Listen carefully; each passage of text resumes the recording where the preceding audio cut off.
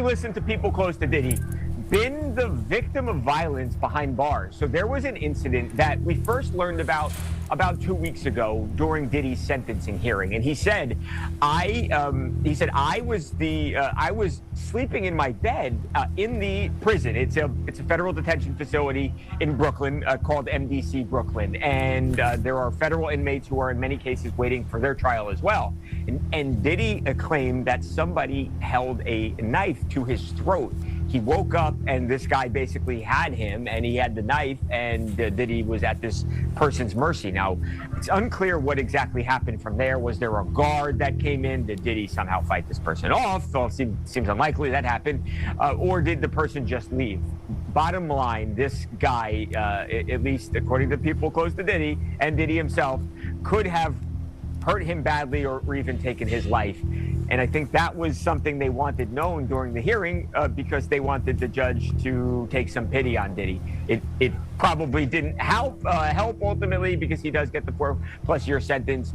But again, this just is something that is the reality of life for Diddy right now. It's a guy who's worth hundreds of millions of dollars who is now living in a prison cell and will be at least, again, for the next 2.5 years or so. Diddy was reportedly involved in a frightening prison incident where a weapon was held to his throat, and somehow that's still not the wildest update connected to him right now.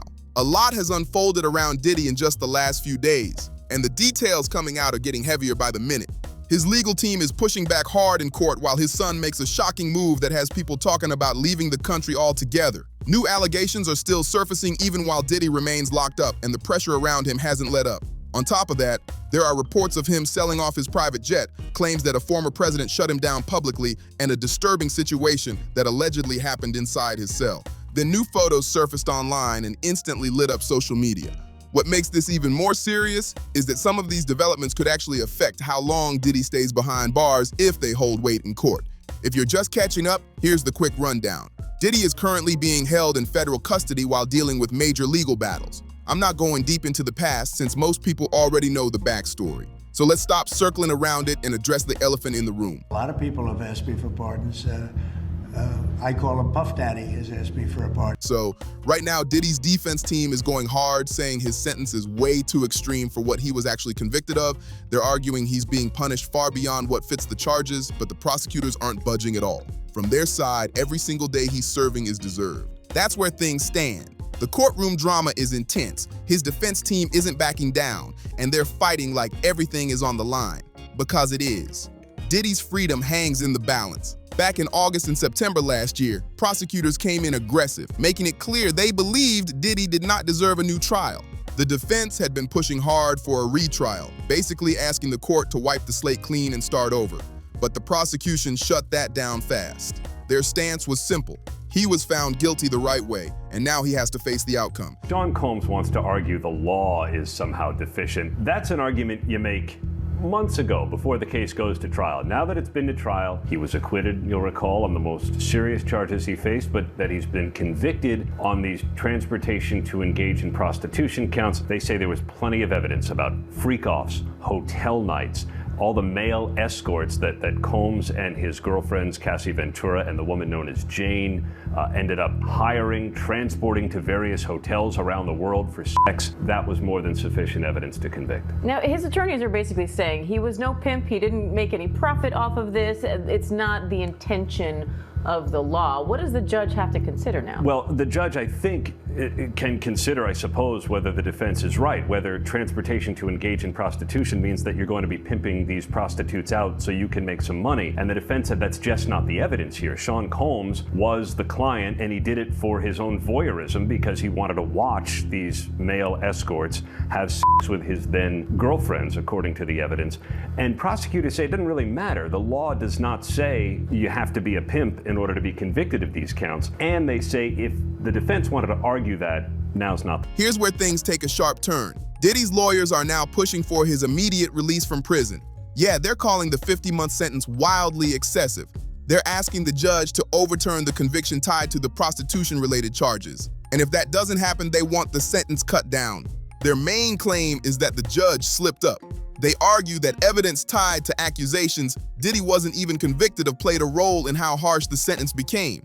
They also pointed out that in most cases like this, defendants usually receive less than 15 months, even in cases where there's clear proof of coercion, which the jury didn't even find in Diddy's situation. People usually get hit with way less time than 4 years. Mogul Sean Diddy Combs. His defense team is seeking his immediate release from federal prison, calling his 50-month sentence on charges of transportation for prostitution excessive. CB Cotton has the details live from our New York newsroom. Good to see you, CB. Hey, Lydia. Well, once one of the most powerful names in hip-hop, Sean Diddy Combs is now behind bars at that federal facility in Fort Dix, New Jersey, but his legal team says he should have never been sent there for this long. So on Tuesday, in an 84-page filing, Combs' attorneys asked a New York federal appeals court to immediately release Combs and send the case back for a new sentencing or grant him an acquittal. In July, a jury found Combs guilty on 2 counts of transportation to engage in prostitution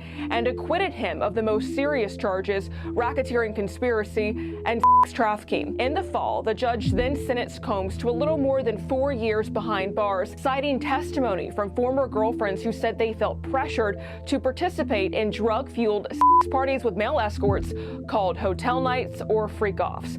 But the rapper's lawyers argue this sentence was punishment for crimes that the jury rejected. They wrote in the filing, quote, "He sits in prison today serving a 50-month sentence because the district judge acted as a 13th juror. The judge defied the jury's verdict and found Combs, quote, coerced, exploited, and forced his girlfriends to have sex and led a criminal conspiracy," end quote. Throughout the appeal, Combs' attorneys go on to describe the case as an unfair prosecution of consensual sex between adults. We're monitoring to see whether prosecutors file a reply to these arguments from Combs' defense team, but we know during the trial that prosecutors repeatedly accused the former hip-hop mogul of trying to minimize his actions.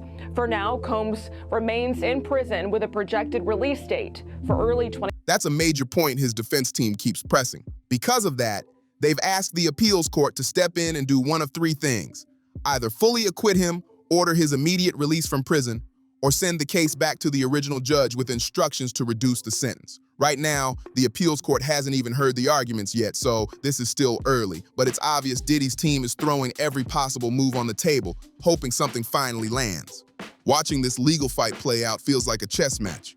Every move counts, and his lawyers are testing every angle they can think of. But while all that's happening in court, things are getting just as messy on the family side. One of Diddy's sons, King Combs, finally broke his silence and dropped a serious bomb. He announced plans to relocate the entire Combs family, everyone, out of the country.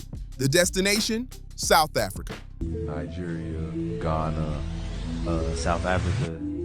Moving away from the country or within the country? Yeah, Africa. I am moving to Africa. Is this due to pressure or? Pressure from. I mean, you know, the whole drama. Yeah. I ain't gonna lie, that would piss me off. I'm pissed off, like, Dad. I'm pissed off, Dad. I don't care about all that. I always wanted to spend some time in Africa. Oh, for real? So where? Nigeria, Ghana? Probably South Africa. Better living condition, better housing. Overall, safer to live than others. Nigeria is great too. I got a couple of great properties in Nigeria. According to King, he believes Americans have turned against them, and he points the finger directly at 50 Cent. He's upset over a Netflix documentary that put Diddy's alleged controversies in front of millions worldwide. King Combs called the documentary disheartening and disgraceful, and honestly, that reaction isn't hard to understand. Imagine watching your father's entire life, every accusation and allegation blasted across screens for the whole world to judge. That kind of spotlight hits hard, especially on family. But the bigger picture here is the damage that documentary clearly caused. This isn't just about Diddy anymore. It's affecting everyone tied to his name. The family feels so unwanted that they believe staying in America isn't even an option. The Combs name once stood for power, money, and influence. Now it carries so much negativity that his own son wants to move to another continent. Let that sink in. They went from private jets and celebrity access to planning a full relocation to South Africa.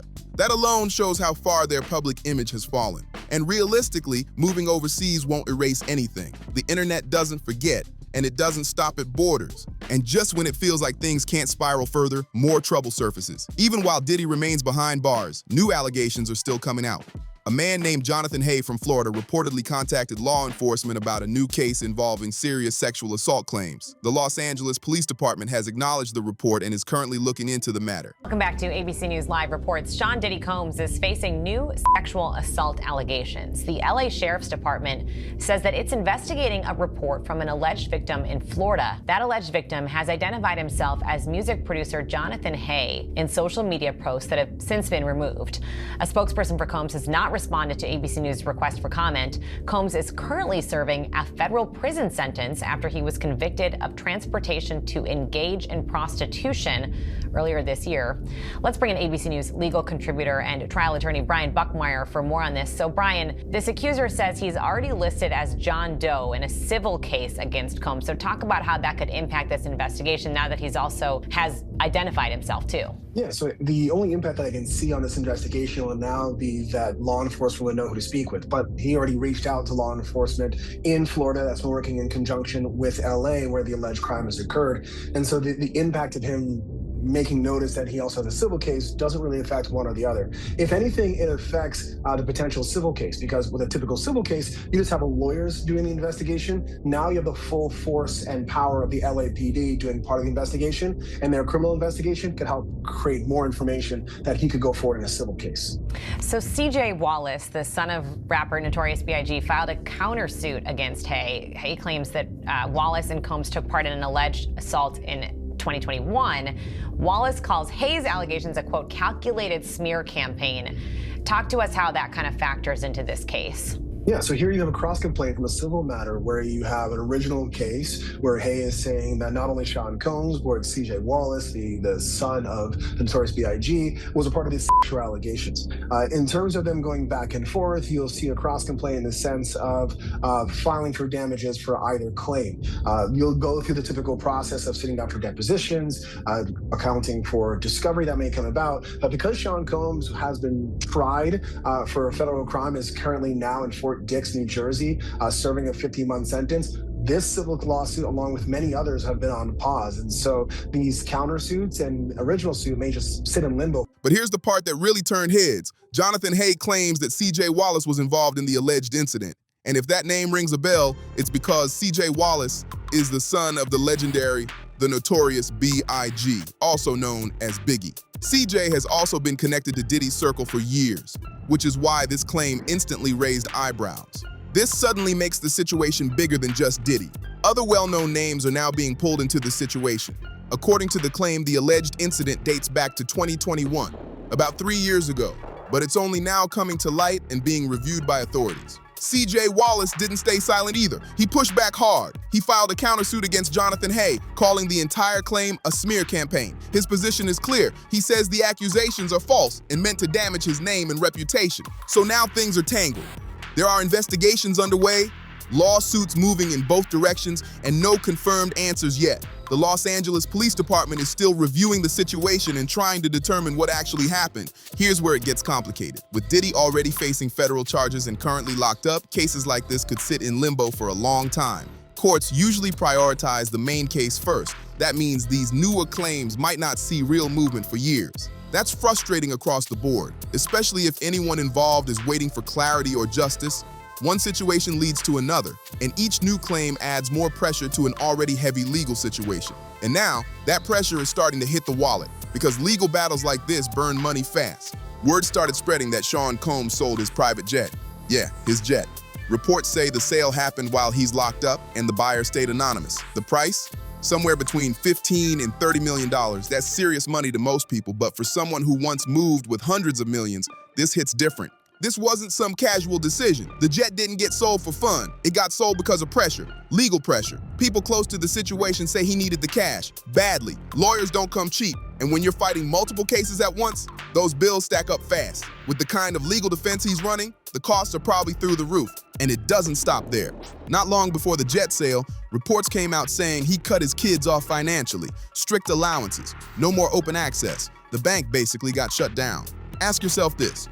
Why would someone do that unless money was getting tight? That move alone says a lot about what's really happening behind the scenes. His cash flow is clearly taking a hit. This is someone who used to pull in millions every year from businesses, deals, and royalties. Now he's locked up, no new income. Legal fees piling higher, civil lawsuits looming that could cost even more. That money drain is real and it's closing in fast. At this point, Diddy is selling off assets just to stay afloat. That private jet wasn't just a flex, it was bringing in serious money.